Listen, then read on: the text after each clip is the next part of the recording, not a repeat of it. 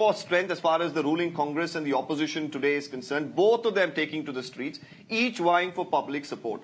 The district headquarters of Banglore, of course, became the backdrop of both these protests. While on one hand, of course, the Congress has been accusing the central government of callously withholding rice, undermining Karnataka government's Anna Bhagya scheme, which aims to, of course, provide 10 kilograms of rice to the BPL families. Now, while the Congress protested, the BJP didn't want to get undone. They unleashed their own wave of demonstrations today with prominent leaders, including the former Chief Minister, Mr. Deepak Bopanna, taking to the streets. Their protest, of course, was over Congress government's alleged failure to deliver the promise of 10 kilograms of rice to every member of the BPL family. They say that misinformation is being spread as far as the Congress is concerned. The political temperatures, of course, reached its peak in Bengaluru, where Congress leaders braved a downpour to voice their discontent. Chief Minister Siddaramaiah labelled the centre as being anti-poor. Meanwhile, Deputy Chief Minister D.K. Shivkumar affirmed that despite the BJP-led NDA government's attempt to disrupt the Anna Bhagya scheme, the state government remained committed to fulfilling its promise. Now, as the rhetoric flies and the protests, of course, roar, the fate of rice supply in Karnataka hangs in the balance. The battle lines, of course, have been drawn with both the parties fervently defending their stance on the crucial issues that directly, of course, impacts the welfare of the state's population. We have a host of reactions that are coming up on this particular issue, and more importantly, we also bring you some ground reports from these protests.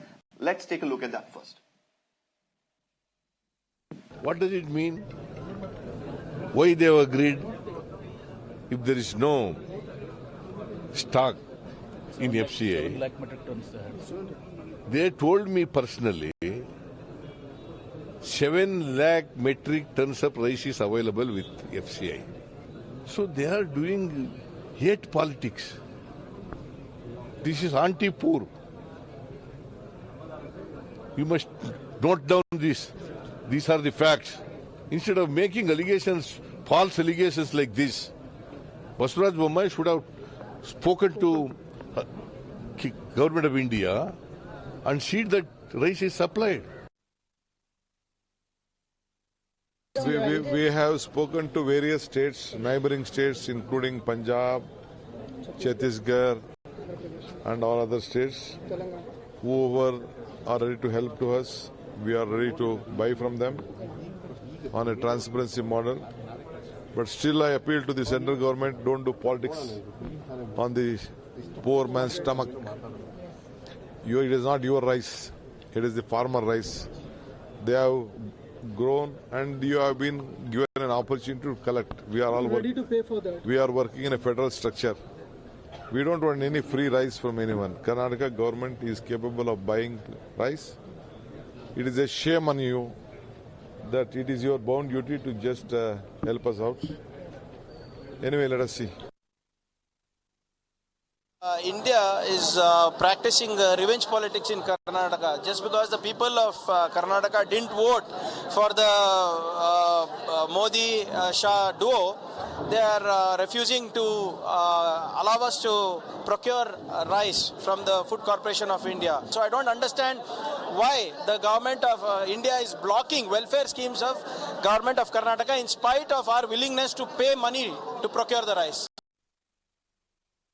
मुझे चावल का demand Uttar Pradesh से आई है, मध्य प्रदेश से आई है, तमिलनाडु से आई है, आंध्र प्रदेश से आई है, अलग अलग प्रदेश चावल बड़े पैमाने पे मांगते रहते हैं, लेकिन हमने सबको मना किया और एक कमेटी ऑफ सेक्रेटरीज ने 8 जून को फाइनली निर्णय ले लिया था कि ये जो चावल का स्टॉक है इसको रखा जाए जिससे पूरे देश में 140 करोड़ लोगों की सेवा हो सके और बाकी जो प्रदेशों को चावल अगर कुछ खरीदने की आवश्यकता पड़ती है वो अवश्य मार्केट से खरीद सकते हैं। एक सलाह देना चाहता हूं, सिद्धरामैया जी आप बड़ा इकोनॉमिस्ट है, ज्यादा बार आप क्या बजट फेस किया है, आप जानता है पैसा है तो खरीद सकता है, आप पैसा डालो, इसमें राजनीति करना ठीक नहीं होता है। आप पीएम के पास जाकर के पूछा नहीं, आप सेंट्रल मिनिस्ट्री के पास जाकर के पूछा नहीं, आप केवल कर्नाटका लोकल ऑफिसर के साथ पूछ करके अभी आप पॉलिटिक्स कर रहा है, वो ठीक नहीं होता है। हमको भी पॉलिटिक्स करने का आता है।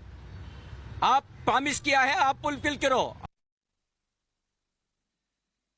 Well, it's an all-out war of sorts over rice here in Karnataka. To discuss more about this, I'm joined in by BJP spokesperson Parasnatah G.S. We also have Arun B.S., senior journalist as well, joining us. We're expecting a Congress spokesperson to get connected very soon. Let me come to the BJP spokesperson first. Prashant, it's an interesting situation here. The Congress is all out there blaming the centre.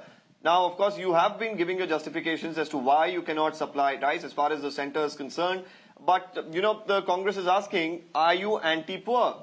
Are you against the people of the state who are just going to get this free scheme just because, you know, they voted Congress into power? Deepak, look at it this way.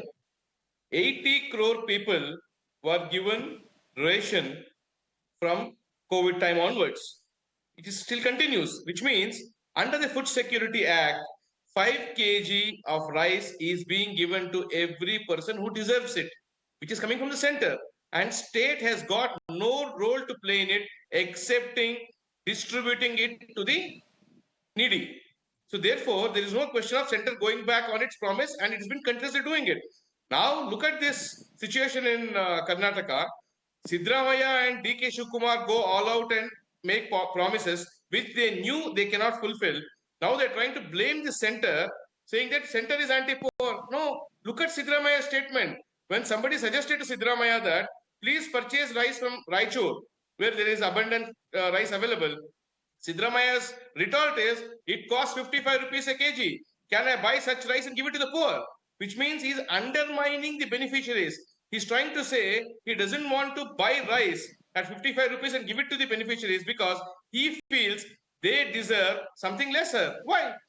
It is the Siddaramaiah government who promised 10 kgs of rice over and above the 5 kgs that the center is giving, which means every beneficiary today should get 15 kgs of rice. 5 kgs the center is promised and center is delivering it. It's not a mere promise. So it is upon the Congress government to procure 10 kgs at whatever rate to ensure that they fulfill the promises made to the people. So it is a question of sour grapes, saying they're trying to blame the center for an issue that they have created. They have made the false promises. They have not done the calculations behind it. They did not know where to procure it. They did not know how much it will cost. They probably were on the assumption that they may not return to power, made these promises. People probably felt that the promises are good enough for them and people have given them the mandate. We respect the mandate of the people, but at the same time, Congress should fulfill its promise, not by looking at the center, but out of the great economist Siddaramaiah, who has presented 13 budgets and who thinks that he's the greatest economist ever, let him find the resources and money. Anyway, they've hiked the electricity tariff. They're going to hike the property tax. They're going to burden the citizens. We're aware of it. But nevertheless, the poor will get benefited. But let the Congress fulfill its promise, purchase rice from the market. His statement of saying we can't purchase rice of the Sona Masuri rice, which is grown in Raichur, and give it to the poor because it is costly, is undermining the poor. It is disrespecting them, saying that you don't deserve this. If Siddaramaiah was really wanting to be a proof poor chief minister, he should have procured it from Raichur when the rice mill were ready to send it to him. Why this U-turn? It is nothing but trying to go back away on the promises. You have seen what has happened with their bus scheme, where the discontent is growing and how it is being grossly mismanaged.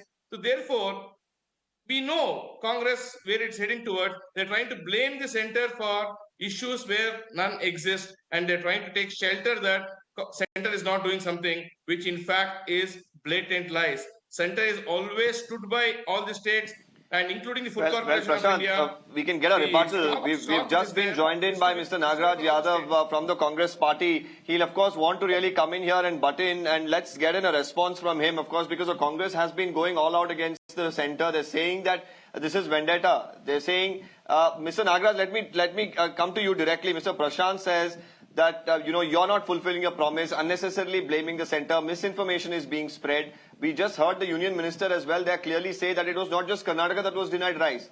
Multiple other states as well did ask, and we couldn't provide it at this point in time. So why is Karnataka making a fuss? I listened to Mr. Prashant, all the stories what he made is, it shows that how desperate they become, how unwell they're feeling, how restless they're feeling, the way the Karnataka has given a mandate in favor of Congress, 136 seats, which is not digestible at all. What we said was, we will keep up the promise. Even today I am promising on this channel that Karnataka Congress government will definitely keep up all the 5 promises what is made.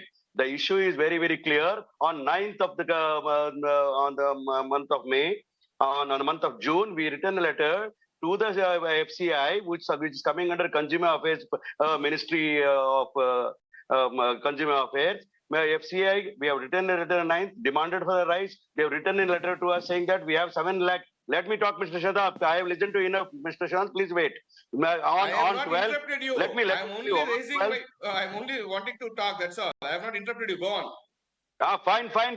I have listened to you. Please have patience to listen. 5 years, there is time for you to listen. Please keep listening to it. Let us administrate the matter now. On 12th, they have written a letter saying that they have 7 lakh metric ton of food grains with the FCI, and they promises to give for 34 rupees a rice and 2 rupees 60 paisa as the transport charges. They have given in writing. On 13th, Government of India writes a letter to the FCI saying that this particular scheme is been discontinued. The scheme, what is the scheme is about? Open market sales scheme, domestic use. This is what has been withdrawn of. Why have they withdrawn it? Because Karnataka is getting, the poor people of Karnataka are getting the rice at the rate of 34. Government of Karnataka will get a good name, which should not happen. This is the intention of BJP. That shows that who is against the poor. I'm telling you, if they want to withdraw this particular scheme, they should have withdrawn before the election. Why have they done it after the election? Because the result is not in favor of them. Let me tell you one thing. Mr. Yadav, I want to ask you a quick question here. Hold on, Mr. Prashant. I want to ask Mr. Yadav a quick question here. The Congress, of course, has been time and again saying that, whatever happens, you will fulfill the promise. Now, you're not getting rice from the FCI. You're not getting it from neighboring states of Telangana or Andhra Pradesh. Your options are right now Chhattisgarh, which you yourself are saying the prices are really high in terms of transportation and the cost at which you're going to purchase. Punjab has, of course, offered. Once again, you're going to have issues of cost. All that I'm going to ask you here is, have you been put in a sort of a fixed situation? Because even if you fulfill it, are you going to extract more from the state exchequer than you had planned? Is that going to again further put the state in financial distress? No, not at all. Because when we gave the promises, we had consulted many experts in Karnataka state, and you know very well, the Siddaramaiah was the chief minister, who himself is given 13 budgets. He is aware of the state, financial situation of Karnataka state, and BJP should have some little patience. Only 1 month back we have come to power. Please have some patience. But this is not a situation that you're probably prepared for. You're looking at, anywhere between, 5 to 20 to 25% increase.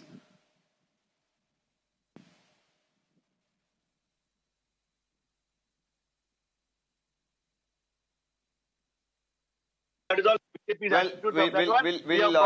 We'll come back to Mr. Yadav. We'll definitely give. The BJP government of India know it very well. And more than 100 lakh crores they made loans against the people of India. In Karnataka, 2.6 lakh crores loan has been made by the BJP, Mr. Bopanna and Yediyurappa. They don't have to talk about economics, what has to be done. But with whatever resources we have, we will fulfill the commitment, and definitely will prove the BJP and High Command of BJP and the Prime Minister and the BJP, definitely they are anti-poor. They are talking about Sona Masuri rice. They are not even ready to give. What were the promises they made? Half liter of milk for the poor people of Karnataka. This is the manifesto what they gave.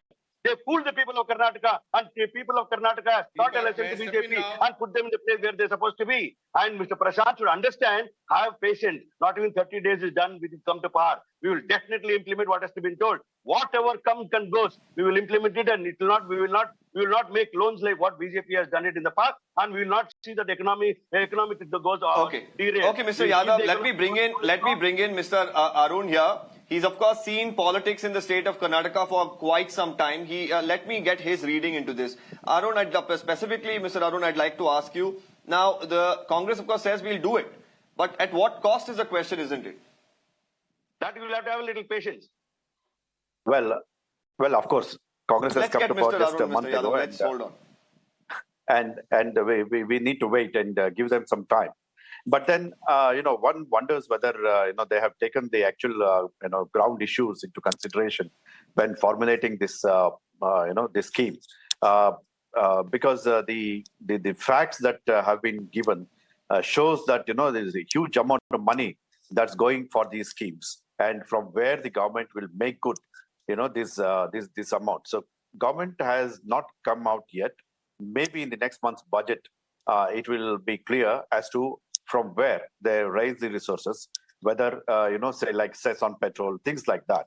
So that is one point. And as far as this, Deepak, the Anna Bhagya scheme is concerned, I think the issue is more about, the suspicion in the minds of the people about the about the dates, the chronology of events. It's not possible that what left hand does, the right hand won't know in FCI. If the officials, senior officials in Bangalore are not told what the government policy is where a meeting has already taken place, but the officials don't know about this, and I fail to understand how this can be in a very important organization like the FCI. And that has made Karnataka, they of course, reap the political benefit in saying that center is against, against Karnataka, against the people of the state, against the poor, because they have denied rise to the state government. And, there has been no proper explanation as to what exactly they are going to do. Of course, we all know that, the monsoon has failed in this month up to the 20th of June. We don't know how far it's going to extend in Karnataka and in other states. So, of course, the rise is required, for all other states. But then the center should have been more transparent in saying that, when the meeting had taken place on 6th of June, on that day itself, they should have come out what their policy was. Instead of that, saying that, after Karnataka Chief Minister writes a letter, there rises a suspicion about the intention of the central government. Right, Mr. Arun, interesting aspect that you mentioned there, but as far as the BJP is concerned, they continue to maintain that these were discussions that were happening, and eventually we put out, Mr. Arun has said is a statement pertaining to that. Well, I request all the three guests to hold